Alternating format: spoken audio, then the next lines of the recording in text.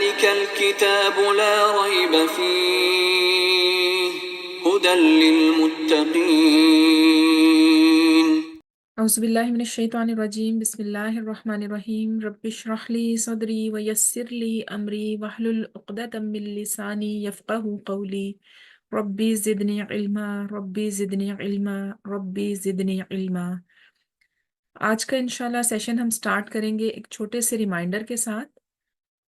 اللہ کے نبی صلی اللہ علیہ وآلہ وسلم نے فرمایا کہ عالم کی فضیلت عابد پر ایسے ہے کہ جیسے میری فضیلت تمہارے کسی ادنا سے آدمی پر۔ یعنی عالم جو ہے وہ اپنی علم کی وجہ سے عابد پر اتنی زیادہ فضیلت لے جاتا ہے کہ بعض دفعہ عابد کی مہینوں کی عبادت، سالوں کی عبادت بھی اس سے کم پڑ جاتی ہے۔ یعنی علم سیکھ کر آپ جو عمل کرتے ہیں نا، وہ عبادت اگر جو آپ کی خالی عبادت ہے اس سے بہت زیادہ افضل درجہ ہے اس کا۔ آج ہم جو آیات پڑھیں گے اس میں بھی ہمیں علم کی فضیلت ہی نظر آتی ہے، تو اس لیے بہت شوق سے علم حاصل کریں، اللہ کی کتاب کا، اللہ کی نبی کی حدیث کا علم جو ہے وہ بہت شوق سے حاصل کریں، تاکہ آپ کا جو اجر و ثواب کئی گنا بڑھ جائے، کیونکہ جب آپ اسے اللہ کے حکم کے مطابق اور نبی کریم صلی اللہ علیہ وآلہ وسلم کی سنت کے مطابق کریں گے تو اس کا اجر و ثواب انشاءاللہ بہت حد تک بڑھ جائے گا۔ آج ہم رکوع نمبر 4 سٹارٹ کرتے ہیں سورہ بقرہ کا۔ کل جو ہم نے آیات پڑھی تھیں اس میں ہم نے دیکھا کہ اللہ رب العزت نے بتایا کہ کیسے اس نے زمین بنائی، 7 آسمان بنائے، پھر آسمان سے پانی برسایا۔ تو آج کی آیات میں ہم پڑھیں گے اس مخلوق کے بارے میں، اس کی اس تخلیق کے بارے میں کہ جس کے لیے سب کچھ بنایا گیا۔ اللہ رب العزت نے آسمان بنایا، زمین بنائی، اس انسان کی پیدائش سے پہلے اس کے رزق کا انتظام کیا۔ تو آج ہم دیکھتے ہیں کہ سب سے پہلا انسان آدم علیہ السلام کو اللہ تعالیٰ نے کیسے بنایا اور کیسے پھر یہ کہ وہ دنیا میں تشریف لائے۔ تو ہم سٹارٹ کریں گے انشاءاللہ آیت نمبر 30 سے۔ اس میں اللہ تعالیٰ فرماتے ہیں وَإِذْ قَالَ رَبُّكَ لِلْمَلَائِكَةِ، اور جب کہا تمہارے رب نے فرشتوں سے، انی جاعل فی الارض خلیفہ، کہ میں زمین میں خلیفہ بنانے والا ہوں۔ قالوا، انہوں نے کہا، اتجعل فیہا، کیا تو بنائے گا اس میں، من یفسد فیہا، کہ جو اس میں فساد کرے گا، ویسفک الدماء، اور وہ خون بہائے گا، وَنَحْنُ نُسَبِّحُ بِحَمْدِكَ، اور ہم آپ کی تسبیح بیان کرتے ہیں آپ کی حمد و ثنا کے ساتھ، وَنُقَدِّسُ لَكَ، اور آپ کی پاکیزگی بیان کرتے ہیں۔ قَالَ، اس نے کہا، قَالَ یہاں پر اللہ تعالیٰ کے لیے استعمال ہو رہا ہے، انی اعلم ما لا تعلمون، میں وہ جانتا ہوں جو تم نہیں جانتے۔ تو اس آیت میں ہم دیکھتے ہیں کہ آسمان اور زمین کو پیدا کرنے کے بعد جب اللہ تعالیٰ نے حضرت آدم علیہ السلام کی تخلیق کی، تو اللہ تعالیٰ نے کیسے تخلیق کی کہ پوری زمین سے مٹی جمع کی اور ایک مٹھی بھر خاک سے حضرت آدم علیہ السلام کو پیدا کیا۔ تو پوری زمین سے ڈفرینٹ جگہ سے مٹی جمع کی گئی، اس لیے ہم دیکھتے ہیں کہ بنی نوع انسان جو ہے، بنی آدم جو ہے، وہ مختلف رنگوں کے لوگ ہیں، مختلف زبانوں کے ہیں، اور ان میں کوئی نرم مزاج ہے، کوئی سخت مزاج ہے، کیونکہ یہ زمین کے ڈفرینٹ ڈفرینٹ جگہ سے مٹی لے کر آدم علیہ السلام کو پیدا کیا گیا۔ اور پھر یہاں پر ہم دیکھتے ہیں کہ اللہ تعالیٰ فرشتوں سے فرماتے ہیں کہ میں زمین میں خلیفہ بنانے والا ہوں۔ تو اس بات سے ہمیں یہ بھی پتہ چلتا ہے کہ آدم علیہ السلام سے پہلے فرشتے بھی موجود تھے، اور اس کے علاوہ اللہ تعالیٰ کی باقی تخلیقات جیسے جن، جیسے زمین آسمان، یہ سب تخلیقات موجود تھیں۔ پھر اللہ تعالیٰ نے جب حضرت آدم علیہ السلام کو پیدا کرنے کا ارادہ فرمایا تو اللہ تعالیٰ نے فرشتوں کو اس سے آگاہ کیا کہ میں ایک مخلوق ایسی بنانے والا ہوں کہ جو زمین میں میرا جان نشین ہوگا۔ تو انہوں نے کہا کہ زمین میں تو اس کو بنائے گا جو فساد کرے گا اور خون ریزی کرے گا، خون بہائے گا۔ تو اس سے ہمیں یہ پتہ چلتا ہے کہ فرشتوں کو کیسے پتہ چلا۔ فرشتے اللہ تعالیٰ کی ایک ایسی مخلوق ہے کہ جو یعنی تمام تخلیق سے پہلے موجود بھی تھے، اور وہ نورانی مخلوق ہے، نہ وہ کھاتے ہیں نہ وہ پیتے ہیں، نہ ہی وہ اللہ تعالیٰ کے حکم کی نافرمانی کرتے ہیں۔ تو ان کے اندر یہ ایک جستجو تھی کہ ہماری اتنی عبادت کے باوجود، جیسے یہاں پہ وہ کہہ رہے ہیں نا کہ ہم حمد و ثنا کے ساتھ آپ کی تسبیح کرتے ہیں، تو کسی اور مخلوق کی کیا ضرورت ہے؟ اور یہ بھی کہ وہ فساد اور خون ریزی کرے گا، اس کا اندازہ انہوں نے ایسے لگایا کہ حضرت آدم علیہ السلام کی پیدائش سے تقریباً 2000 سال پہلے زمین پر جن موجود تھے، اور وہ جن زمین میں اتنا فساد برپا کرتے تھے، خون ریزی کرتے تھے۔ تو فرشتوں نے یہ گمان کیا کہ جو بنی آدم ہے وہ بھی ایسے ہی کچھ کام کریں گے۔ تو اصل میں ان کا مقصد جو تھا وہ ان کے اندر کوئی حسد نہیں تھا، بلکہ وہ حکمت جاننا چاہتے تھے۔ تو انہوں نے یہ فرمایا کہ فرشتوں نے یہ کہا کہ ہم آپ کی تسبیح کرتے ہیں۔ تو آپ میں سے کوئی بتا سکتا ہے کہ ملائکہ کی جو تسبیح ہے، ایک خاص وہ تسبیح ہے جو حدیث میں جس کا ذکر کیا گیا ہے، ملائکہ کی تسبیح، وہ کون سی ہے؟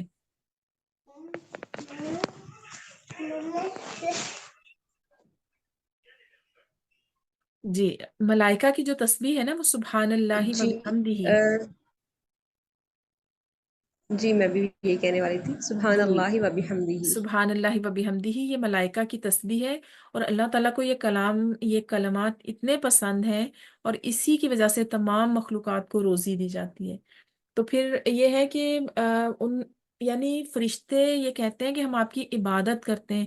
اور ایک حدیث سے ہمیں پتہ چلتا ہے کہ نبی کریم صلی اللہ علیہ وآلہ وسلم نے فرمایا کہ میں آسمان کے چرچرانے کی آواز سنتا ہوں، اور وہ کیوں نہ چرچرائے کہ وہاں پر 4 انگلی کے برابر بھی جگہ ایسی نہیں ہے کہ جہاں پر فرشتے اللہ تعالیٰ کو سجدہ نہیں کر رہے، اللہ تعالیٰ کی تسبیح بیان نہیں کر رہے۔ یعنی اتنی زیادہ اللہ تعالیٰ کی وہ عبادت کرتے ہیں کہ ہماری اور آپ کی عبادت اور ہماری تسبیحات جو ہے نا، اللہ تعالیٰ اس سے غنی ہے۔ نہ تو وہ اللہ تعالیٰ کی قدرت میں، اس کی بادشاہت میں کوئی اضافہ کر سکتی ہیں، نہ کچھ کمی کر سکتی ہیں۔ اس میں ہمارا ہی فائدہ ہے کہ ہم اگر وہ تسبیحات، وہ کلمات ادا کریں گے جو کہ فرشتے ادا کرتے ہیں، تو ہم ان کے ساتھ شامل ہوں گے۔ پھر فرشتے مطلب ان لوگوں میں ہمیں شمار کریں گے کہ جن کے لیے وہ مغفرت کی دعا کرتے ہیں۔ تو اس لیے یہاں پر یہ تسبیح کی فضیلت بھی پتہ چلتی ہے۔ تو اگلی آیت میں ہم یہ دیکھتے ہیں کہ اللہ تعالیٰ ان کی حکمت بتاتے ہیں آدم علیہ السلام کو پیدا کرنے کی۔ آیت نمبر 31 میں ہم دیکھتے ہیں وَعَلَّمَ آدَمَ الْأَسْمَاءَ، اور اللہ تعالیٰ نے سکھا دیے آدم علیہ السلام کو کلہا، سب چیزوں کے نام۔ ثم عرضہم، پھر ان کو پیش کیا، علی الملائکتی، فرشتوں کے سامنے، فقال، تو کہا، انبئونی، مجھے بتاؤ، باسماء ہؤلاء، ان چیزوں کے نام، ان کنتم صادقین، اگر تم سچے ہو۔ تو یہاں پر ہمیں پتہ چل رہا ہے کہ اللہ تعالیٰ نے آدم علیہ السلام کو جو فضیلت دی تھی، وہ اللہ تعالیٰ نے علم کی بنیاد پر دی تھی، کیونکہ اللہ تعالیٰ نے سب چیزوں کے نام آدم علیہ السلام کو سکھائے۔ اور سب چیزوں کے ناموں میں کیا تھا کہ ان کی خاصیت، ان کا جو فوائد تھے، وہ سب سکھا دیا آدم علیہ السلام کو۔ اور پھر یہ کہ فرشتوں پر یہ جو حکمت ہے اس کو واضح کرنے کے لیے آدم علیہ السلام کو ان کے سامنے پیش کیا۔ ٹھیک ہے، آدم علیہ السلام کو جب ان کے سامنے پیش کیا، اور آدم علیہ السلام سے کہا، فرشتوں سے کہا کہ مجھے اب ان چیزوں کے نام بتاؤ اگر تم سچے ہو۔ یعنی کس چیز میں سچے ہو؟ کہ اگر تم یہ سمجھتے ہو کہ ہماری اس مخلوق پر فضیلت ہے، تو پھر تم مجھے اس کے نام بتاؤ، ان چیزوں کے نام بتاؤ۔ انہوں نے کیا کہا؟ فرشتوں نے آگے جواب یہ دیا، قالوا سبحانک، انہوں نے کہا تو پاک ہے، لا علم لنا، ہمیں کوئی علم نہیں، الا مگر، ما علمتنا، جو آپ نے ہمیں سکھایا، انک انت العلیم الحکیم، یقیناً آپ سب کچھ جاننے والے اور بہت حکمت والے ہیں۔ تو فرشتوں نے کیا کہا؟ انہوں نے اپنی غلطی کا اعتراف کر لیا۔ جب ان کو پتا چلا، علم کی فضیلت پتا چلی کہ حضرت آدم علیہ السلام کو جو فضیلت دی گئی، یہ مخلوق جو بنائی گئی، وہ علم کی وجہ سے فرشتوں پر بھی برتری لے گئی، تو ان کو اپنی کم علمی کا پتا چلا۔ پھر انہوں نے اعتراف کیا، اور انہوں نے اللہ تعالیٰ کو مطلب یہ کہا کہ آپ ہی غیب کا علم رکھتے ہیں۔ اس سے ہمیں پتہ چلتا ہے کہ اللہ تعالیٰ کی ذات جو ہے نا، صرف اسی کے پاس غیب کا علم ہے، اور جتنا وہ چاہے وہ اپنے برگزیدہ بندوں کو عطا کر دے، چاہے وہ انبیاء ہوں، چاہے وہ عبادت گزار لوگ ہوں، جتنا اللہ تعالیٰ اپنے علم میں سے کسی کو دینا چاہے اللہ تعالیٰ عطا کر سکتے ہیں۔ اور یہاں پر جو علیم ہے نا، علیم سے مراد ہے کہ اللہ تعالیٰ کے اوپر ہر چیز واضح ہے، کوئی ذرہ برابر چیز بھی اللہ تعالیٰ سے چھپی ہوئی نہیں ہے۔ اور یہاں پر جو اللہ تعالیٰ کی صفت حکمت کا یہاں پر بتایا گیا ہے، اس سے مراد یہ ہے کہ جو اشیاء کے نام تھے یا ان کا جو علم تھا، اللہ تعالیٰ نے آدم علیہ السلام کو دیا، لیکن فرشتوں کو اس سے محروم رکھا۔ تو اس میں اللہ کی حکمت ہے، یعنی حکمت سے مراد ہے کہ کسی چیز کو اس کی جگہ پہ رکھنا۔ تو اللہ تعالیٰ کی ذات جانتی تھی کہ کس کو یہ علم دینا ہے اور کس کو اس سے محروم رکھنا ہے۔ تو پھر اللہ تعالیٰ نے یعنی یہ علم، اس علم کے لیے آدم علیہ السلام اور بنی آدم کو منتخب کیا۔ یہاں پر ہمیں ایک فرشتوں کا رویہ بھی ظاہر ہو رہا ہے کہ اپنی غلطی کا جو اب اعتراف کر لیں، یہ نہیں کہ اس پہ آپ جو ہے نا، اگر ہم اپنی روٹین لائف سے بھی اس کو ریلیٹ کریں، تو یہ پتہ چلتا ہے کہ اگر آپ سے کوئی غلطی ہو گئی، یا اگر آپ کو کسی چیز کا علم ہو گیا کہ آپ اس میں غلط تھے، تو اس کو اعتراف کرنے میں کوئی اس میں شرم کی بات نہیں ہے، کوئی جھجک کی بات نہیں ہے۔ پھر اللہ تعالیٰ نے فرمایا، اگلی آیت میں ہم دیکھتے ہیں، قال یا آدم انبئہم باسمائہم، اللہ تعالیٰ نے فرمایا اے آدم ان کو بتا دو ان چیزوں کے نام، فلما انباءہم باسمائہم، تو جب انہوں نے بتا دیے ان چیزوں کے نام، قال علم، یہاں پر اللہ تعالیٰ فرما رہے ہیں کہ قال علم اقل لکم، کیا میں نے تمہیں نہیں کہا تھا، انی عالم غیب السماوات والارض، کہ میں جانتا ہوں آسمان اور زمین کے غیب، وعالم، اور میں جانتا ہوں ما تبدون، جو تم ظاہر کرتے ہو، وما کنتم تکتمون، اور جو تم چھپاتے ہو۔ تو یہاں پر اللہ تعالیٰ فرماتے ہیں کہ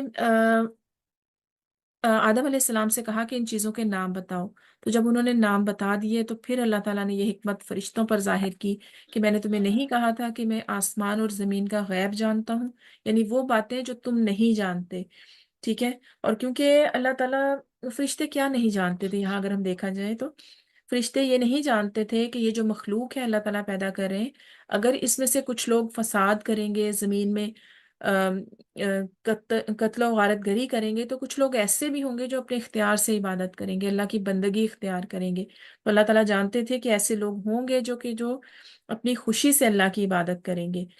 ہم دیکھتے ہیں کہ ایک حدیث سے ہمیں پتہ چلتا ہے کہ نبی کریم صلی اللہ علیہ وآلہ وسلم نے فرمایا کہ فرشتے جو ہے نا وہ زمین میں آگے پیچھے آتے جاتے رہتے ہیں، اور یہ سب جو ہیں وہ کب جمع ہوتے ہیں؟ فجر اور عصر کی نماز میں۔ اور پھر اللہ تعالیٰ جب ان سے پوچھتے ہیں کہ میرے بندے کیا کر رہے تھے، تو وہ فرشتے فرماتے ہیں، اللہ تعالیٰ سے کہتے ہیں کہ جب ہم فجر کی نماز میں ہم نے ان کو چھوڑا تو وہ نماز پڑھ رہے تھے، اور جب ہم عصر میں ان کے پاس گئے تو تب بھی وہ نماز پڑھ رہے تھے۔ تو اس سے پتہ چلتا ہے کہ فرشتوں کو اس لیے بھیجا جاتا ہے کہ جس چیز کی انہیں جستجو تھی نا کہ حکمت کیا ہے، تو وہ اپنی آنکھوں سے دیکھ کر آئیں کہ اس میں کیا حکمت تھی، کہ اللہ کے ایسے بندے بھی ہیں جو اپنے شوق سے عبادت کرتے ہیں، شوق سے اللہ تعالیٰ کے آگے جھکتے ہیں۔ اور ہم دیکھتے ہیں کہ فرشتوں کی جو ہے نا سرشت، اس میں عبادت ہی ہے، لیکن بنی نوع انسان کو دونوں طرح کے اختیار دیے گئے، یا تو اپنی مرضی سے عبادت کرو یا اپنی مرضی سے سرکشی کرو، دونوں چیزوں کا انجام بھی بتا دیا گیا۔ لیکن جو اس انجام کو جاننے کے باوجود اللہ تعالیٰ کے آگے جھکتا ہے تو اس کا اجر بھی پھر بہت بلند ہے۔ تو آگے ہم دیکھتے ہیں آیت نمبر 34 میں ہم دیکھتے ہیں، اِذ قُلْنَا لِلْمَلَائِكَةِ اسْجُدُوا، اور جب یاد کرو کہ کہا فرشتوں سے اسجدوا لآدم، سجدہ کرو آدم کو، فسجدوا، تو انہوں نے سجدہ کیا، الا ابلیس، سوائے ابلیس کے، ابا واستکبر، اور اس نے انکار کیا اور تکبر کیا، وکانا من الکافرین، اور کافروں میں سے ہو گیا۔ تو ہم یہ دیکھتے ہیں کہ جب فرشتوں پر یہ ظاہر ہو گیا، اب یہ دیکھتے ہیں یہاں پر فرشتوں کو حکم دیا گیا کہ وہ آدم علیہ السلام کو سجدہ کریں۔ ٹیکنیکلی یہ اصل میں جو سجدہ کرنے کا حکم تھا نا، یہ چیزوں کے نام سکھانے سے پہلے تھا، لیکن اصل میں یہاں پر ذکر جو کر دیا گیا، کسی سسٹر کا آئی تھنک مائک آن ہے، آپ پلیز آف کر لیں۔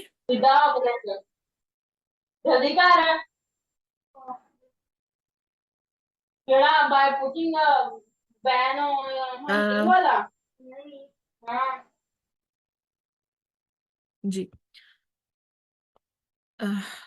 وَإِذْ قُلْنَا لِلْمَلَائِكَةِ، اور جب ہم نے کہا فرشتوں سے، تو اللہ تعالیٰ نے جو فرشتوں کو حکم دیا تھا سجدہ کرنے کا، یہ اس حکمت کو ظاہر کرنے سے پہلے تھا، کیونکہ فرشتے اللہ تعالیٰ کا حکم ماننے کے لیے کسی حکمت کا، کسی وجہ کا انتظار نہیں کرتے، لیکن یہ آیات پہلے بیان کر دی گئی ہیں۔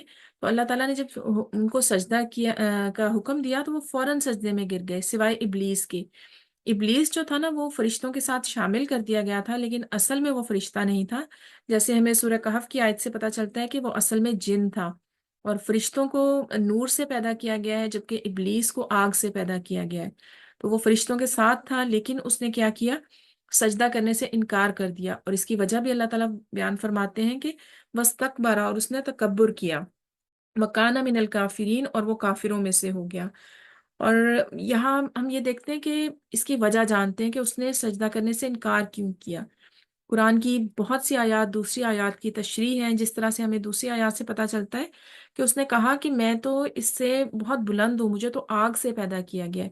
آگ جو ہے وہ اوپر کی طرف اٹھتی ہے، مٹی جو ہے، مٹی تو اس کا یعنی وہ نیچے کی طرف جاتی ہے، اور یہ اس کو ایک حقیر چیز سے پیدا کیا گیا ہے۔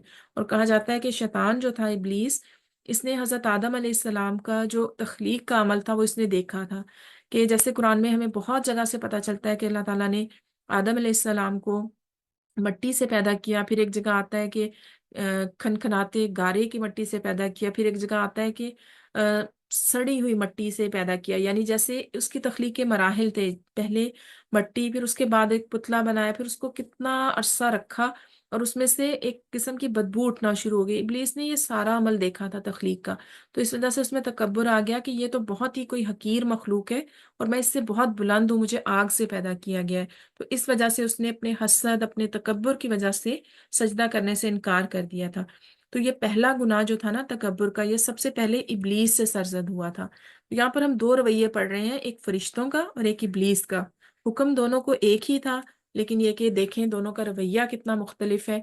اسی طرح ہمیں اپنی عملی زندگی میں بھی یہ دیکھنا ہے کہ اگر ہم سے کوئی غلطی ہو جاتی ہے، کوئی بات ہمیں نہیں پتا، تو اس کا اعتراف کرنے میں ہمیں فرشتوں کا رویہ اپنانا ہے کہ اب توبہ کرنی ہے اور اپنا جو ہے وہ قصور کا اعتراف کرنا ہے، ابلیس کا رویہ نہیں اپنانا کہ ہمیں اپنی غلطی پر اکڑنا نہیں ہے انشاءاللہ، اور ہمیں یہ کہ اس میں تکبر نہیں کرنا۔ پھر اس کے بعد اللہ تعالیٰ فرماتے ہیں کہ اس کو تکبر کرنے کی وجہ سے کیا ہوا، وہ کافروں کی صف میں جا کے کھڑا ہو گیا۔ تکبر کہتے کس کو ہے ہم دیکھیں تو تکبر سے مراد یہ کہ اپنی ذات کو بڑا سمجھنا، دوسروں کو حقیر سمجھنا، ٹھیک ہے۔ اور جیسے نبی کریم صلی اللہ علیہ وآلہ وسلم نے فرمایا کہ ہر متکبر شخص جو ہے وہ دوزخی ہے، یعنی تکبر اللہ تعالیٰ کو اتنا ناپسند ہے کہ اللہ تعالیٰ نے فرمایا کہ جس کے دل میں رائی کے ایک دانے کے برابر بھی تکبر ہوگا، غرور ہوگا، تو وہ جنت میں نہیں جا سکے گا۔ پھر ہمارے پاس دو راستے ہیں، ایک فرشتوں کا اور ایک ابلیس کا، اور انسان کے پاس یہ کھلا اختیار ہے کہ وہ کس راستے کو اختیار کرتا ہے۔ آگے اللہ تعالیٰ فرماتے ہیں آیت نمبر 35 میں، وَقُلْنَا، اور ہم نے کہا، یا آدم اسکن، اے آدم تم رہو، انتا و زوجک الجنت، تم اور تمہاری بیوی جنت میں رہو، وَقُلَا، اور کھاؤ، منہا اس میں سے، رغدن خوب کھاؤ، حیث شئتما جہاں سے تم چاہو، ولا تقربا، اور نہ تم دونوں قریب جانا، حاضی الشجرۃ اس درخت کے، فتکون من الظالمین ورنہ تم ظالموں میں سے ہو جاؤ گے۔ اب ہم یہ دیکھتے ہیں کہ اللہ تعالیٰ نے فرمایا کہ اے آدم تم اور تمہاری بیوی دونوں جنت میں داخل ہو جاؤ، یعنی جب تخلیق کے مراحل کمپلیٹ ہو گئے، اس کے بعد ہمیں یہ پتہ چلتا ہے کہ جنت میں جانے سے پہلے حضرت حوا کو پیدا کر دیا گیا تھا، کیونکہ اس سے پہلے یہ تھا کہ حضرت سیدنا آدم علیہ السلام کو کچھ صحابہ کے قول کے مطابق کہ ان کو پہلے جنت میں داخل کیا گیا تھا، لیکن وہاں پر یہ تھا کہ وہ اپنی تنہائی سے بہت گھبراتے تھے، تو انہوں نے اللہ تعالیٰ سے دعا کی کہ میرے لیے یہاں پر کوئی ساتھی بھیج دیا جائے، تو پھر اللہ تعالیٰ نے حضرت حوا کو پیدا کیا۔ تو اللہ تعالیٰ نے کیا فرمایا کہ تم اور تمہاری بیوی دونوں جنت میں رہو اور جہاں سے چاہو کھاؤ، مگر اس درخت کے قریب نہ جانا۔ اب یہاں پر ایک خاص لفظ استعمال کیا گیا، ولا تقربا، اور نہ قریب جانا، یعنی ایک تو یہ حکم ہے نا کہ اس درخت سے کھانا نہ، اور ایک یہ ہے کہ قریب نہ جانا۔ تو اس سے ہمیں کیا سبق ملتا ہے کہ اگر کوئی برائی کا کام ہے نا، تو اس کی طرف لے جانے والے جو راستے ہیں نا، ان کے پاس بھی نہ جاؤ، کیونکہ جیسے نبی کریم صلی اللہ علیہ وآلہ وسلم کی ایک حدیث سے ہمیں پتہ چلتا ہے کہ جو اللہ تعالیٰ کے حرام کردہ کام ہے نا، اللہ تعالیٰ کی حرام کی ہوئی چیزیں، وہ اصل میں ایک چراگاہ کی طرح ہے، یعنی جو ان کے قریب بھی جائے گا نا، تو بہت ممکن ہے کہ وہ اس میں داخل ہو جائے۔ تو یہاں پر اللہ تعالیٰ فرماتے ہیں کہ اس درخت کے قریب نہ جانا، حالانکہ اصل حکم تو تھا نہ کھانے کا، لیکن یہ خدشہ ہے کہ اگر آپ گناہ کے کام کے قریب جائیں گے تو آپ اس میں داخل بھی ہو جائیں گے۔ تو اللہ تعالیٰ فرماتے ہیں فَتَكُونَ مِنَ الظَّالِمِينَ، تم ظالموں میں سے ہو جاؤ گے، یعنی ظالم یہاں پر کیا ہے، نافرمانی میں، نافرمان لوگوں میں سے ہو جاؤ گے، ٹھیک ہے۔ اور پھر یہ ہے کہ اللہ تعالیٰ نے یہاں پر یہ بھی حکم دیا کہ اللہ تعالیٰ کا جو حکم نہ ماننے سے نافرمانی ہے، وہ اصل میں اپنی جان پر ظلم کرنا ہے۔ آگے ہم دیکھتے ہیں کہ وہ کس طرح سے ان سے یہ غلطی سرزد ہو گئی۔ فَأَزَلَّهُمَا الشَّيْطَانُ، تو شیطان نے ان کو پھسلا دیا، انہا اس سے، فَأَخْرَجَهُمَا، تو ان دونوں کو نکلوا دیا، مما کانا فیہ، جس میں وہ تھے، وَقُلْنَا، اور ہم نے کہا، اہبطوا، تم اتر جاؤ، بعضکم، تمہارے بعض، لبعض عدو، ایک دوسرے کے دشمن ہیں، وَلَكُمْ فِي الْأَرْضِ مُسْتَقَرٌّ، اور تمہارے لیے زمینیں، مستقر کہتے ہیں ٹھکانہ، رہنے کی جگہ، وَمَتَاعٌ، اور تمہارے لیے فائدہ اٹھانا ہے، ایک الہین، ایک مدت تک۔ تو پھر کیا ہوا کہ شیطان نے اصل میں، وہ شروع سے ہی حضرت آدم علیہ السلام کا دشمن تھا، وہ اس وجہ سے کہ اس نے حضرت آدم علیہ السلام کی وجہ سے اس نے اللہ تعالیٰ کے حکم کا انکار کیا، اور وہ پھر ماتوب یعنی مغضوب ہو گیا۔ اللہ تعالیٰ نے اس کو یعنی اتنی سخت سزا دی کہ اس کو لعین قرار دے دیا، لعنت کی اس پہ. تو اسی وجہ سے وہ ہمیشہ کے لیے آدم اور بنی آدم کا دشمن بن گیا. تو اس نے کیا کیا، ان کو پھسلا دیا، یعنی ان کو ایک طرح سے غلطی کروا دی. تو یہ حضرت آدم علیہ السلام کی دیکھا جائے تو ان کی غلطی ارادتاً نہیں تھی، اصل میں شیطان نے ان کو بہکا دیا تھا. تو شیطان کا ہم دیکھتے ہیں کہ وار ہی یہی ہوتا ہے کہ شیطان آپ کا ہاتھ پکڑ کے آپ سے گناہ نہیں کراتا، کوئی کام زبردستی نہیں کروا سکتا. اصل میں گناہ کے کام وہ آپ کو خوبصورت کر کے دکھاتا ہے تاکہ آپ خود اس میں شامل ہو جائیں. جیسا ہم دیکھتے ہیں کہ حضرت یوسف علیہ السلام کے بھائیوں کو اس نے بہت طریقے سے کہا کہ تم ان کو قتل کر دو یا تم ان کو نقصان پہنچا دو، بعد میں نیک بن جانا. اور اس طرح کی ترغیبات شیطان دیتا ہے کہ انسان جو ہے نا اس کے جھانسے میں آ جائے، گناہ کر بیٹھتا ہے. تو پھر یہ کیا ہوا کہ انسان جو ہے نا وہ شیطان کے بہکاوے میں آ گئے. حضرت آدم علیہ السلام اور حضرت حوا دونوں شیطان کے بہکاوے میں آ کر انہوں نے اس درخت کا پھل کھا لیا. تو اللہ تعالیٰ نے ان سے، یعنی جو اللہ تعالیٰ کی اطاعت تھی، اس سے نکلوا دیا. پھر اللہ تعالیٰ نے حکم دیا کہ تم سب یہاں سے اتر جاؤ. سب سے کون کون مراد ہے؟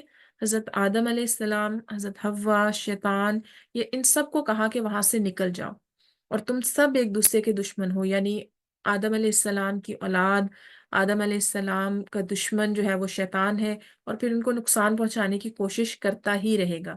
تو یعنی اللہ تعالیٰ نے پہلے دن سے بتا دیا کہ یہ شیطان تمہارا دشمن ہے اور یہ ہمیشہ تمہیں نقصان پہنچانے کی کوشش کرے گا. پھر اللہ تعالیٰ نے یہ نہیں کیا کہ اگر وہاں سے نکلنے کا حکم دیا تو انسان کو بھٹکتا ہوا چھوڑ دیا.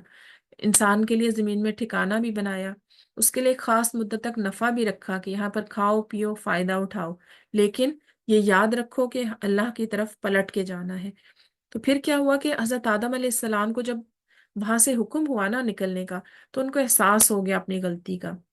اللہ تعالیٰ کی ناراضگی کا جب احساس ہوا نا، تو پھر حضرت آدم علیہ السلام نے سچے دل سے اللہ تعالیٰ سے توبہ کی. اور توبہ کیسے کی کہ اس کے کلمات بھی اللہ تعالیٰ نے ہی سکھائے. فتلقى آدم من ربه، تو سیکھ لیے آدم علیہ السلام نے اپنے رب سے کلمات، چند کلمات. فتاب علیہ، تو اللہ تعالیٰ نے اس کی طرف اس کی توبہ قبول کی. فتابہ ہوتا ہے کہ اس کی طرف متوجہ ہو گئے اللہ تعالیٰ. انہو، بے شک وہ، هو التواب الرحیم، یقیناً وہی بے حد توبہ قبول کرنے والا ہے. تو یہاں پر ہم دیکھتے ہیں کہ حضرت آدم علیہ السلام کو توبہ استغفار کے کون سے کلمات سکھائے گئے تھے. آپ میں سے کوئی بتا سکتے ہیں حضرت آدم علیہ السلام کی دعا جو ہمیں بتائی گئی ہے، احادیث سے پتہ چلتی ہے، بلکہ یہ قرآن میں بھی ہے؟ حدیث والی تو نہیں پتا، قرآن والی پتہ ہے. جی جی بتائیں. ربنا ظلمنا انفسنا وان لم تغفر لنا وترحمنا لنكونن من الخاسرین. جی بارک اللہ. یہ اللہ تعالیٰ نے کلمات سکھائے تھے حضرت آدم علیہ السلام کو، اور حضرت آدم علیہ السلام نے جب ان کلمات کے ذریعے دعا کی اللہ تعالیٰ سے، تو اللہ تعالیٰ نے دعا قبول کر لی. اور اس سے ہمیں پتہ چلتا ہے کہ توبہ کے لیے کچھ شرائط کا ہونا لازمی ہے، کہ انسان کو اپنے گناہ کا احساس ہو، انسان کو اس پہ شرمندگی ہو، اور انسان عزم کر لے، دل میں ارادہ کر لے کہ میں یہ گناہ دوبارہ نہیں کروں گا، اور اس گناہ سے نفرت ہو جائے. تو حضرت آدم علیہ السلام کی توبہ ایسی سچی توبہ تھی کہ وہ ان کو احساس ہو گیا، اور انہوں نے اللہ تعالیٰ سے سچی توبہ کی. اللہ تعالیٰ نے ان کی توبہ قبول فرما لی، لیکن جو جنت سے نکلنے کا حکم تھا نا، وہ واپس نہیں لیا.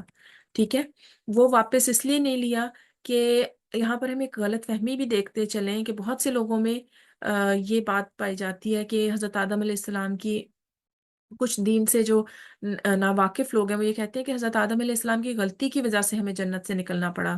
نعوذ باللہ، کہ اگر وہ ایسی غلطی نہ کرتے تو پھر یہ کہ انسان ہمیشہ جنت میں رہتا. لیکن ہم یہ دیکھتے ہیں کہ اللہ تعالیٰ نے ان کی توبہ تو قبول فرما لی تھی، لیکن ان کو زمین پر کیوں بھیجا؟ کیونکہ انسان کو پیدا ہی زمین کے لیے کیا گیا ہے.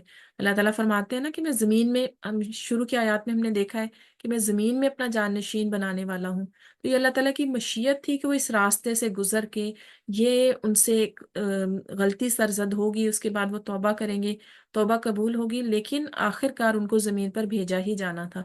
تو یہ ہمیں اس طرح کی جو ہے نا بے ادبی کے کلمات سے بچنا چاہیے کہ ان کی غلطی کی وجہ سے انسان کو زمین پر بھیجا گیا. تو آگے ہم یہ دیکھتے ہیں کہ انہو هو التواب الرحیم، اللہ تعالیٰ بہت توبہ قبول کرنے والے ہیں. یعنی حدیث میں آتا ہے کہ اگر بندہ سمندر کی جھاگ کے برابر بھی گناہ لے کے آئے تو پھر بھی اللہ تعالیٰ معاف کر دیتے ہیں، لیکن یہ کہ سچے دل سے توبہ کرنے والا ہونا چاہیے. اور الرحیم جو ہوتا ہے نا، وہ مسلسل رحمت کرنے والا. یعنی اپنے بندوں پر، کیونکہ انسان تو خطا کا پتلا ہے، مسلسل غلطیاں کرتا ہے، تو اللہ تعالیٰ مسلسل معاف فرماتے ہیں۔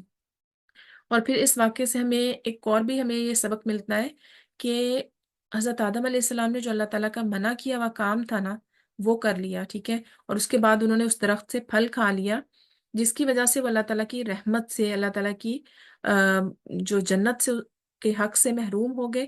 لیکن یہ کہ پھر اس پر توبہ کر کے دوبارہ وہ اپنے یعنی اللہ تعالیٰ کے مقرب لوگوں میں شامل ہو گئے۔ اور پھر ایک اور بھی ہمیں اس میں غلط عقیدہ یہ پتہ چلتا ہے کہ کچھ لوگ یہ کہتے ہیں کہ حضرت آدم علیہ السلام نے جو اللہ تعالیٰ سے دعا کی تھی نا، وہ انہوں نے عرش پر لکھا ہوا دیکھا تھا کہ لا الہ الا اللہ محمد الرسول اللہ، اور ان کے وسیلے سے دعا مانگی تھی۔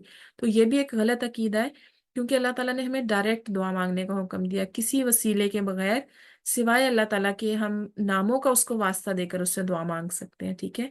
ٹائم کم ہے تو ہم انشاءاللہ اگلی آیت کمپلیٹ کرتے ہیں۔ قُلْ نَهْبِطُوا مِنْهَا جَمِيعًا، ہم نے کہا اہبطوا، تم اتر جاؤ، منہا اس میں سے، جمیعاً سب کے سب، فَإِمَّا يَأْتِيَنَّكُمْ، پھر اگر واقعی آئے تمہارے پاس، منی میری طرف سے، ہدن ہدایت، فمن تابع ہدایا، تو جو بھی پیروی کرے ہدایت کی، میری ہدایت کی، فلا خوف علیہم ولا هم یحزنون، تو نہ ان پر کوئی خوف ہوگا اور نہ ہی وہ غمگین ہوں گے۔ پھر یہ کہ جب اللہ تعالیٰ نے انسان کو زمین پر بھیجا، تو پھر اللہ تعالیٰ نے یہ فرمایا کہ تمہیں ایک تو شیطان کی دشمنی سے آگاہ کر دیا کہ یہ ہمیشہ تمہیں بہکانے کی کوشش کرے گا، ٹھیک ہے، اور اس کے علاوہ پھر اللہ تعالیٰ نے یہ فرمایا کہ میں تمہیں ایسے بے یار و مددگار نہیں چھوڑوں گا۔ جو بنی نوع انسان ہے اس کے لیے ہمیشہ ہدایت آتی رہے گی، میری طرف سے رسول بھی آئیں گے، کتابیں بھی آئیں گی، معجزے بھی ظاہر کیے جائیں گے، تو تم جو ہے وہ جو کوئی میری ہدایت کی پیروی کرے گا، اور وہ اس کے لیے کوئی خوف نہیں ہوگا، نہ کوئی حزن ہوگا، نہ کوئی غم ہوگا۔ یہ اللہ تعالیٰ کو اپنے نیک بندوں پر، اپنے نیک بندوں کی طرف اللہ تعالیٰ کو یہ یقین ہے کہ وہ اس کے راستے سے نہیں بھٹکیں گے، ٹھیک ہے۔ اور پھر جو اللہ تعالیٰ کی رضا کی پیروی کرے گا، اس کی رضا کے لیے اللہ تعالیٰ کی بھیجی ہوئی کتابوں اور رسولوں کے پیغام پر عمل کرے گا، وہ ہمیشہ ہدایت پر رہے گا۔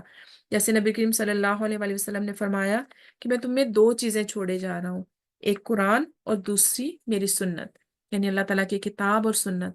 جو ان دونوں چیزوں کو مضبوطی سے تھامے رکھے گا وہ کبھی بھی گمراہ نہیں ہوگا۔ تو جو گمراہ نہیں ہوگا اس پر قیامت کے دن کوئی خوف نہیں ہوگا، کوئی غم نہیں ہوگا اسے، اور وہ دنیا چھوڑتے ہوئے بھی غم نہیں کریں گے۔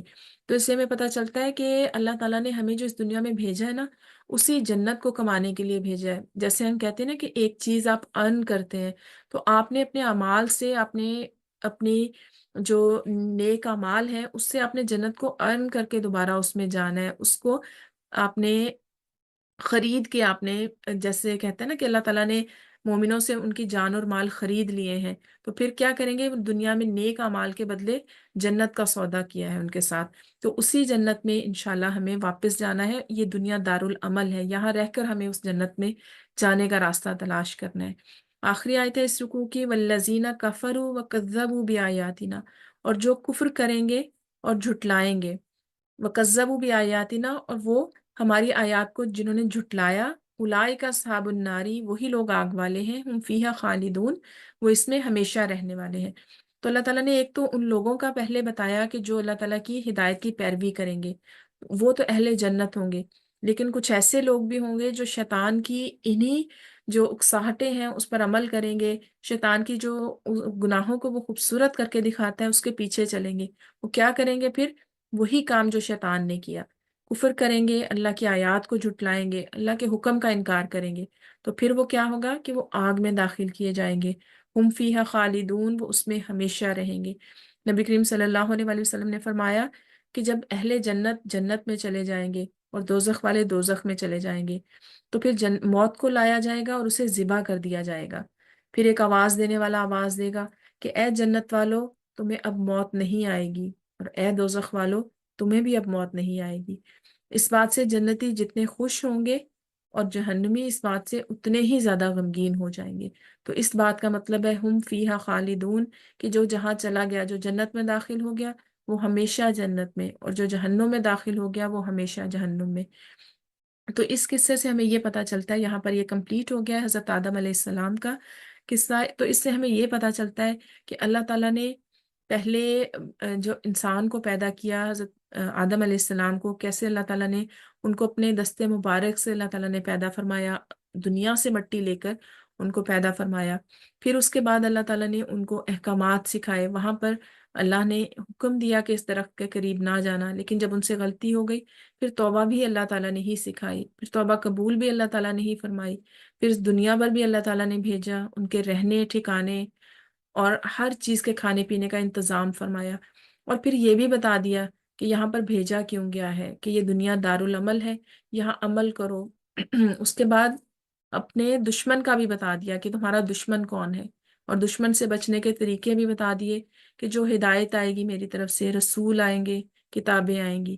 اور پھر ان کا انجام بھی بتا دیا کہ جو اس ہدایت پر عمل کریں گے وہ جنت میں دوبارہ واپس پہنچا دیے جائیں گے، اور جو اس ہدایت پر عمل نہیں کریں گے، آیات کو جھٹلائیں گے، تو وہ اسی ابلیس کے ساتھ جہنم میں ڈال دیے جائیں گے، کہ جو قیامت کے دن تک اللہ تعالیٰ نے اس کو مہلت دی ہے. اور یہاں پر ہمیں اگلی آیات میں ہم پڑھیں گے کہ کیسے اس نے اللہ تعالیٰ سے مہلت مانگی. لیکن ایک چیز کا ہمیں یہ پتہ چلتا ہے کہ وہ مطلب کتنی اس کی جرت ہے کہ اس نے ایک تو گناہ کیا، اس پہ نادم ہونے کی بجائے اس نے اللہ تعالیٰ سے مہلت مانگی کہ میں باقی بنے ہوئے انسان کو بھی گمراہ کروں گا. تو اللہ تعالیٰ ہمیں شیطان کے شر سے محفوظ رکھے، اسے ہمیں واقعی اپنا دشمن سمجھنے کا موقع دے، کیونکہ جب تک ہم دشمن کو دشمن سمجھیں گے نہیں نا، ہم اس سے بچنے کی کوشش نہیں کریں گے. تو اللہ تعالیٰ ہمیں شیطان کے شر سے محفوظ فرمائے. لا حول ولا قوت الا باللہ العلی العظیم ایک بہت مفید کلمہ ہے شیطان کے شر سے بچنے کے لیے. اور ہمارا انشاءاللہ یہاں پر آیت نمبر 39 تک یہ رکوع کمپلیٹ ہو گیا، رکوع نمبر 4.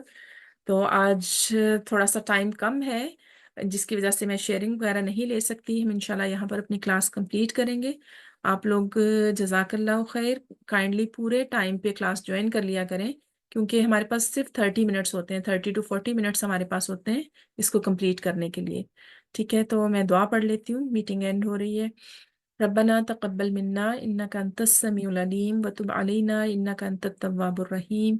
سبحانك اللهم وبحمدك نشهد ان لا اله الا انت نستغفرك ونتوب اليك. السلام علیکم ورحمۃ اللہ وبرکاتہ.